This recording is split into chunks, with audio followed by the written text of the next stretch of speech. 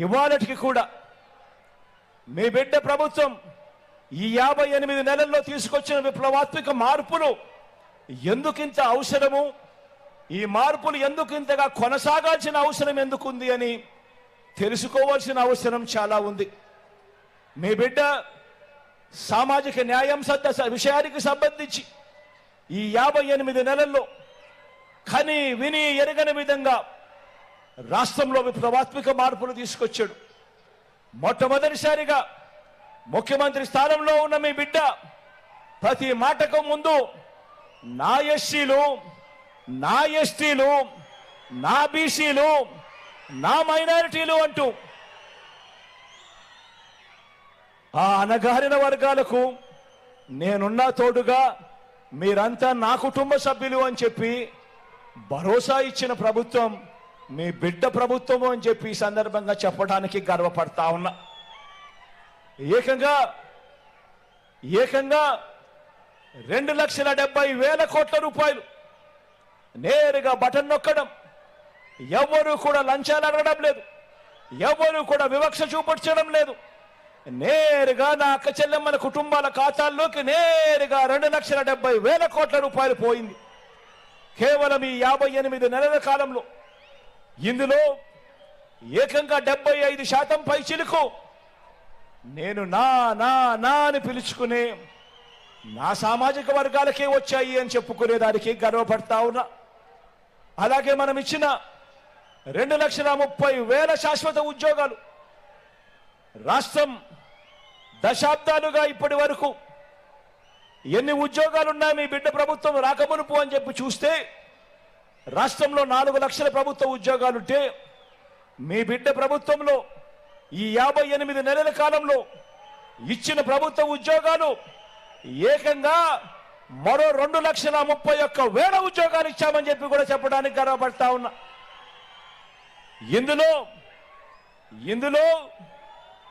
80% ఉద్యోగాలు, ఇందులో 80% ఉద్యోగాలు నేను నా నా నా నా అని పిలుచుకునే నా చెల్లెమ్మలు, నా తమ్ముళ్ళే ఈరోజు గవర్నమెంట్లో ఉద్యోగాల్లో ఉన్నారు అని అంటే ఇది గర్వకారణం కాదా అని అడుగుతా ఉన్నా.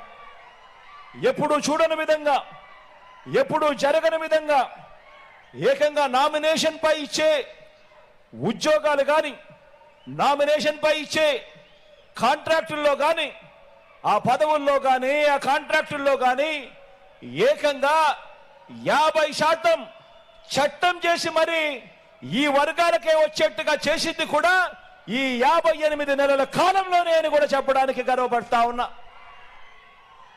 మొట్టమొదటిసారిగా రాష్ట్రానికి ఒక దిశ చూపించాం.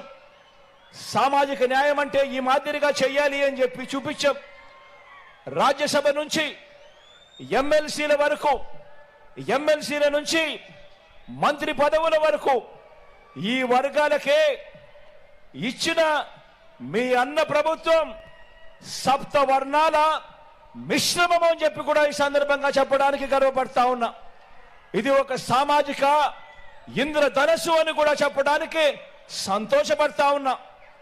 ఇది మీ ఇంటింట ఈ ప్రభుత్వం మీకు తోడుగా ఉంటూ మీ ప్రతి ఇంట్లో చదువుల విప్లవాలు, ఆర్థిక విప్లవాలు, మహిళా విప్లవాలు, సాధికార విప్లవాలు తీసుకువస్తున్న మన సామాజిక పరివర్తనల విప్లవ రథాన్ని ఆపేందుకు గత 5 ఏళ్లలో జరిగిన ప్రయత్నాలను గుర్తు తెచ్చుకొని ప్రతి ఒక్కరూ కూడా ఓటు వేసేటప్పుడు ఆలోచన చేసి ఓటు వేయమని కోరుతా ఉన్నా.